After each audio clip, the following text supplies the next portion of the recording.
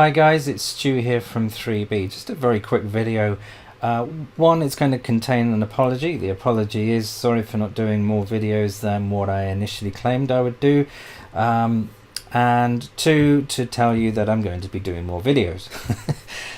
How I'm going to be doing more videos is that I'm going to be using the webcam on my laptop, which is a laptop I tend not to use too much. The predominant reason is the microphone on this laptop is really bad.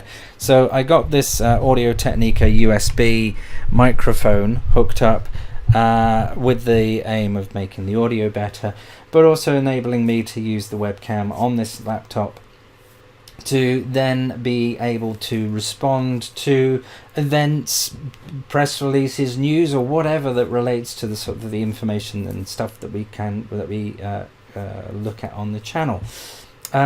The reason I've not been able to create as many videos as I'd like is, you know, there's other stuff that's around me as well, as we all have, but to do those other videos, the normal videos, takes, you know, I rely on a lot of scripting. It takes an awful lot of editing. I have to set up lighting, and it takes a whole day to just shoot a couple of videos, and then, you know, sort of editing them can take a lot more too.